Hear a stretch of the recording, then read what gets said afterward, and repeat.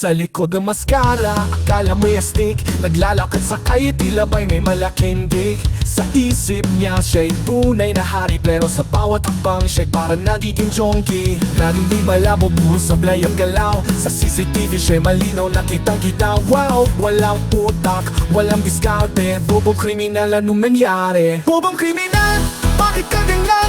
Laging nauhuli, parang batang naglalaro lang. Bobong kriminal, di ka pa nag-iisip. Sa bawat krimen mo, ikaw rin ang nahuhuli sa huli. Sa pagtakas niya'y lagi siya nadadapa. Hindi pa man nagsisimula, siya na'y natutumba. Pag nagtatago, palaging sa mali. Kaya madaling matatuan, parang asong galalang sa tabi. Sa pulis siya kilala na para pang best friend. Sa dami ng beses na nahuli siya frequent guest sa kulungan.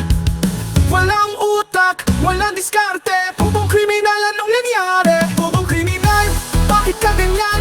Laging nahuhuli, parang batang naglalaro lang. Bobong kriminal, di ka pa nag-iisip. Sa bawat krimen mo, ikaw rin ang nahuhuli sa huli.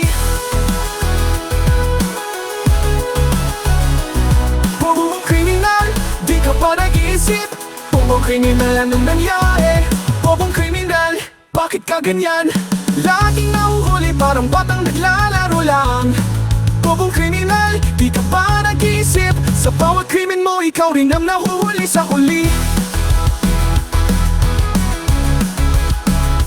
Bobong kriminal, bakit ka ganyan? Laging nahuhuli, parang batang naglalaro lang. Bobong kriminal, di ka pa nag-iisip. Sa bawat krimen mo, ikaw rin ang nahuhuli sa huli. Papagkriminal, panahon na magbago sa maling landas. Huwag na magpakaloko lang. Bobong kriminal, di ka ba nag-iisip? Sa bawat krimen mo, ikaw rin ang nahuhuli sa huli.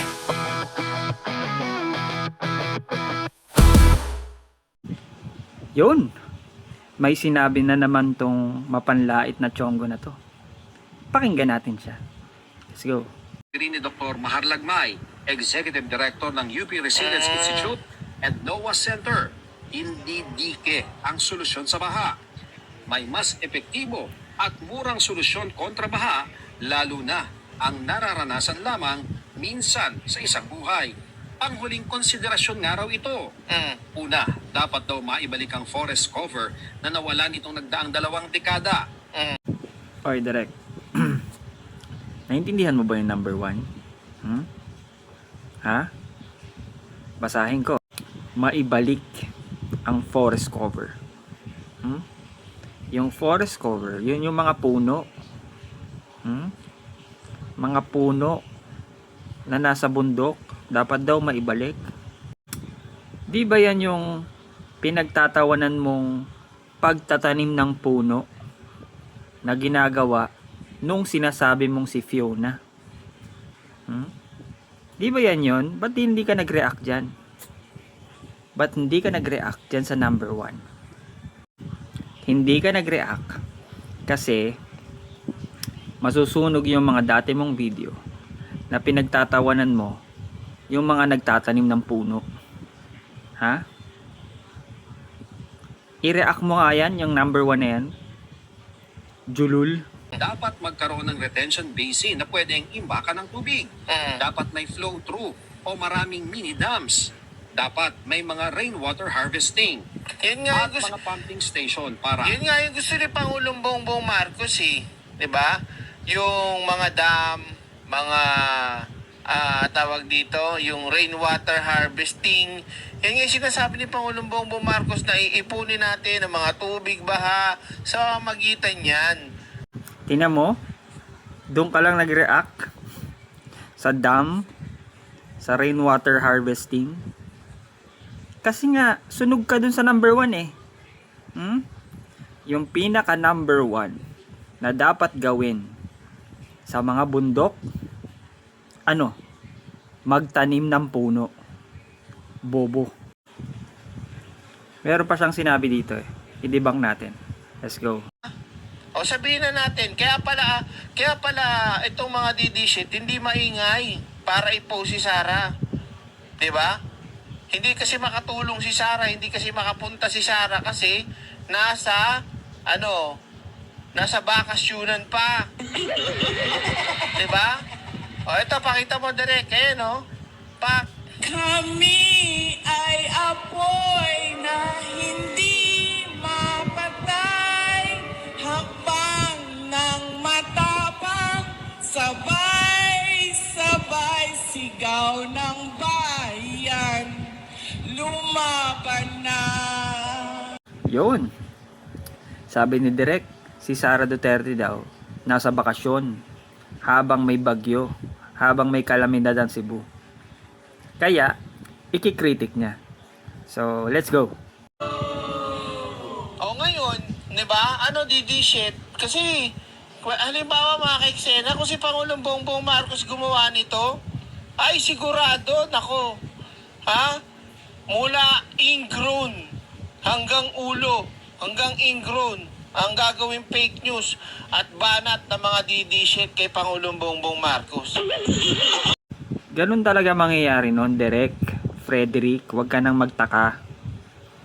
Yung mga DDS, bias yan kay Sara Duterte eh. Tapos ayaw nila kay PBBM.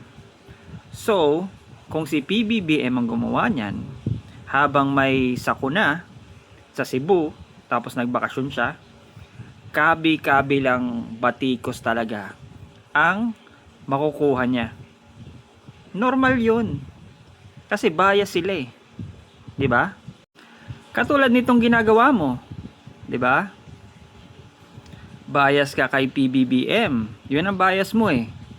Ayaw mo kay Sara Duterte, 'di ba? So si Sara Duterte ang gumawa niyan.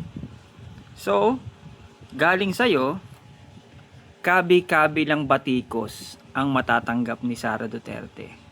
Ha? Kasi bias ka. Bobo. Tuloy tayo.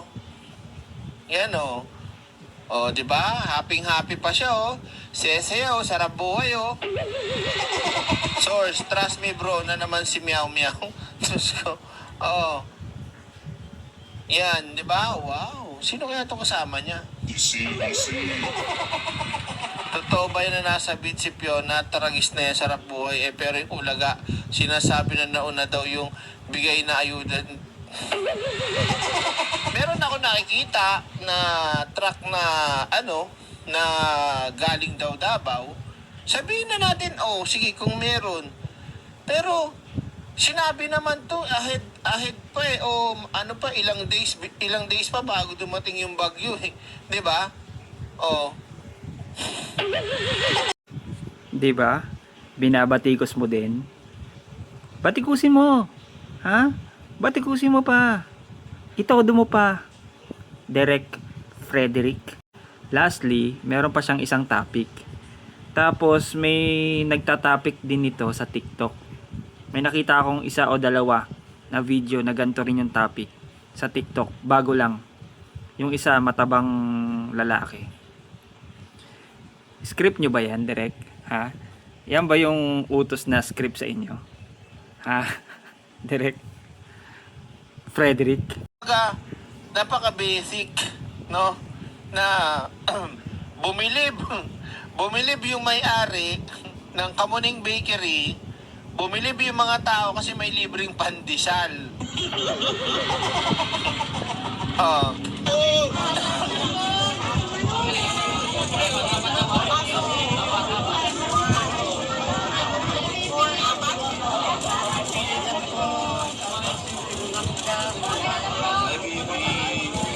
Kahit sino naman ang sabihin mo, may libreng pandesal, pupunta dyan, syempre. Kahit ako mga ka-eksena, kung libre yan, pipila ako dyan, libre pala Diba? Sabi nung, pinagkakaguluhan daw si Sara, huwag ka mamigay ng libreng pandesal, walang tao dyan. Diba? Disagree. Hindi lang dahil libre yung pandesal kaya maraming pumila. Marami din gustong makita si BP Sara. May factor din yun. 'Di ba? Kung ako, malaman ko may libreng pandesal, tapos ganun lang kakonti, no? Siguro nakita ko parang mga 5 hanggang 10 pieces lang ng pandesal per plastic. Hindi na ako pipila Kasi kaya ko naman bumili ng pandesal na ganun. 'Di ba? Pero, pag nalaman ko na mayroong sikat na tao na magbibigay ng pandesal, merong artista na magbibigay ng pandesal, baka pumila pa ako eh. Para makamayan man lang yung sikat na tao na yun. 'Di ba? Makamayan, makapagpa-picture. 'Di ba? Pipili ako dahil doon sa sikat na tao na namimigay ng pandesal. Derek? Frederick? Kung ikaw, libreng pandesal yung gusto mo, kaya ka pipila. Ako, doon ako sa sikat na tao para makita ko ng malapitan. Yun yung magiging purpose ko ng pagpila. So, may example ka na? May example ka na ng gusto lang yung pandesal? Ikaw yon? At may example ka na gustong makita yung sikat na tao or makamayan or makapagpa-picture man lang. Okay? Kaya, Derek, huwag kang bobo. Huwag kang gumamit ng hasty generalization. Hindi dahil ganyan ka mag-isip na ang dahilan mo ng pagpila ay yung libreng pagkain or in this case, yung libreng pandesal, yun yung magiging dahilan mo para pumila ka. Hindi ibig sabihin nun, lahat ng tao ganon ang magiging purpose. Hindi ganon. Hasty generalization yung ginagawa mo. Ha? Frederick Bobo. Meron ding mga tao na magiging purpose ng pagpila nila ay ma-meet yung sikat na taong namimigay ng pandesal. Okay? Katulad ko, yun yung magiging purpose nung pagpila ko. Hoy Derek, yung hamon ko sa yung IQ test, magpa-IQ test tayong dalawa. Tapos tingnan natin kung sino yung mas matalino sa atin. Buhay pa rin yun ha? Sumagot ka na. IQ test na tayo. Ha?